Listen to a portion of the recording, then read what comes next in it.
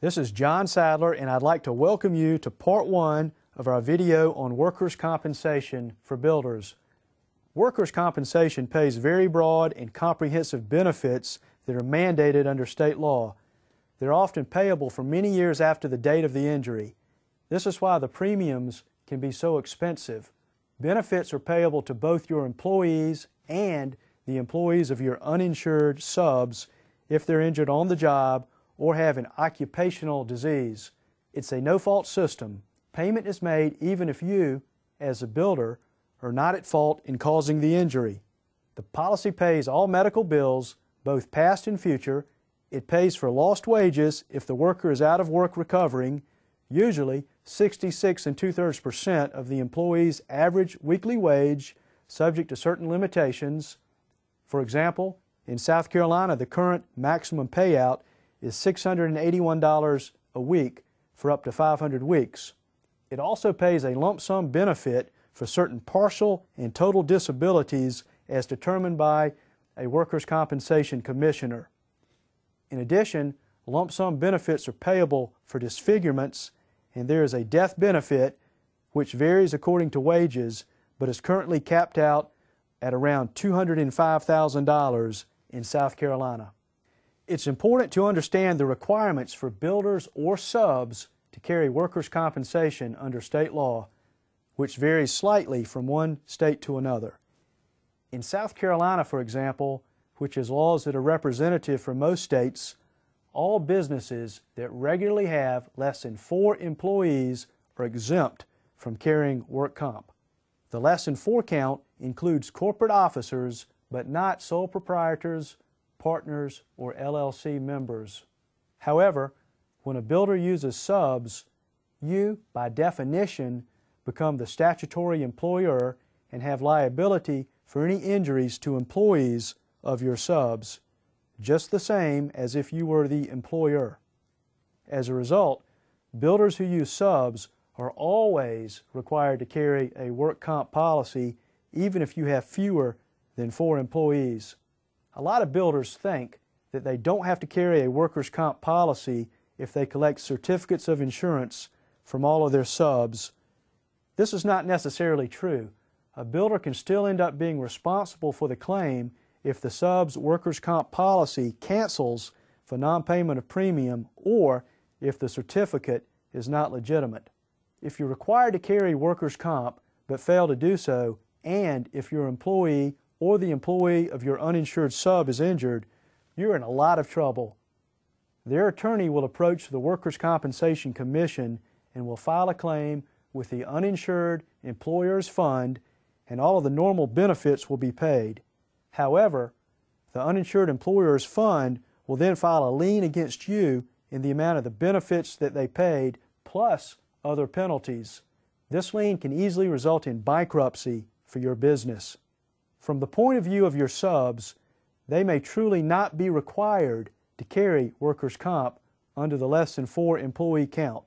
However, you, as the general contractor, will become the statutory employer of their employees, and your workers' comp policy will pay benefits in the event that they're injured.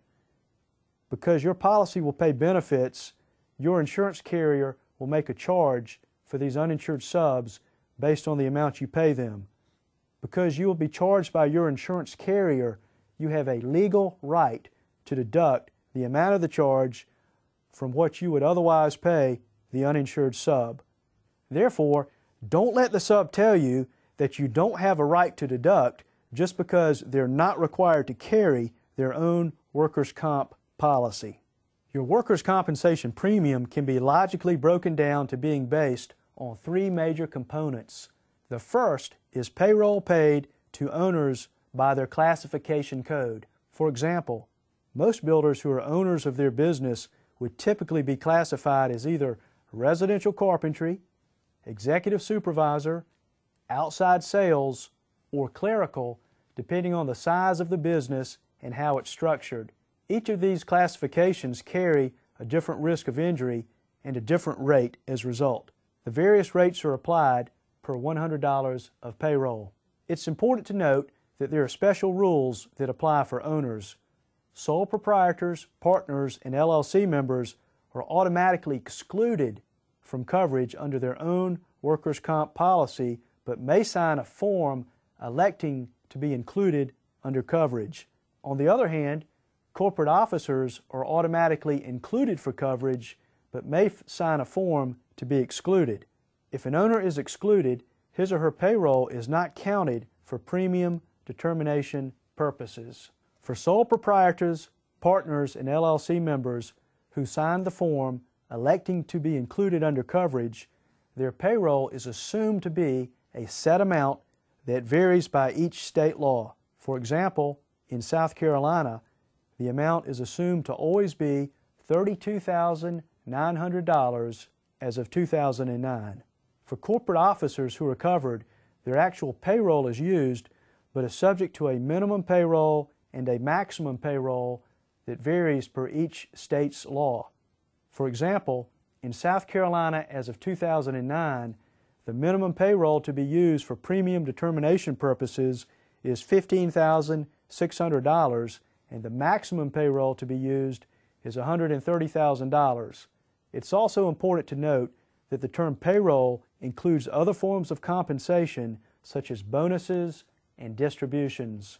The second major component of your premium is payrolls paid to employees broken out by classification code.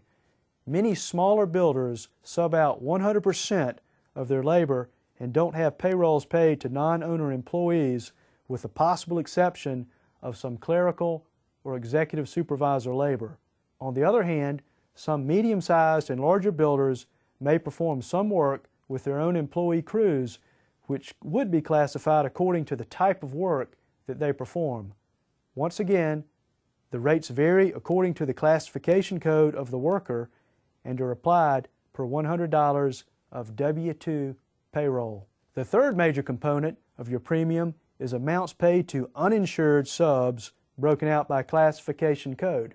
An uninsured sub is one that can't provide you with a currently valid certificate of insurance that evidences that they carry workers' compensation on themselves. Once again, the rates vary greatly according to the classification code of the sub and are applied per $100 of amounts paid to the sub for labor only. A later video will provide instructions for how you can properly deduct from uninsured subs to recoup your cost. When setting up your first policy or your renewal on an annual basis, you're required to come up with good faith estimates of your estimated payrolls and amounts paid to uninsured subs for the next 12 months. Those estimated numbers, broken out by each classification code of worker, will be the basis for the estimated premium that you'll be charged when your policy is set up. Your insurance carrier will likely offer either a payment plan or you'll be given a monthly self-audit where you report your payroll and sub-activity on a monthly basis and pay as you go. The policy premiums you pay are just an estimate, and you'll be audited at the end of the policy year, and an adjustment will be made at that time to take into account your final premium. I would like to warn you against lowballing your estimates for payroll and amounts paid to uninsured subs. This is dangerous because you'll be facing a huge audit bill that is payable within 30 days. If you can't pay within 30 days, your policy will be canceled at that time and you could literally be forced out of business. It's always best to set up your policy based on your best estimates, especially since low or no interest rate payment plans are available to spread the cost over many months. Your workers' compensation policy will be audited approximately 1 to 2 months after your policy expiration date. The purpose of the audit is to make sure that you're charged the proper premium amount based on your actual exposure to risk. Your actual exposure to risk, or of having a claim, is directly proportional to your actual payrolls paid to employees and amounts paid to uninsured subs. Another purpose of the audit is because many insurance carriers know that some unethical contractors may purposely lowball their initial policy setup and hope that the audit will never be performed. Your insurance carrier will either send a self-audit form in the mail for you to complete, or they'll send an auditor to your location or to the office of your CPA. The auditor will inspect your records to determine your payrolls and amounts paid to uninsured subs broken out by classification of worker.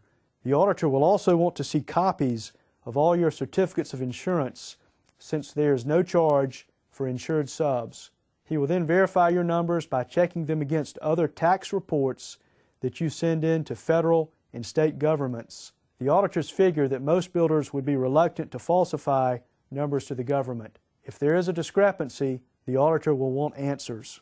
The auditor will then report his findings back to your insurance carrier, and they'll send a final audit bill that will compare your final audit premium to the estimated premium that was determined when your policy was set up. You'll either get a refund or a credit against future payments, or will owe an additional premium. Any additional premium is due within 30 days. That's it for Part 1 of Workers' Compensation for Builders. Please be sure to join us for Part 2, where we'll reveal tips on how to save money on your policy every year.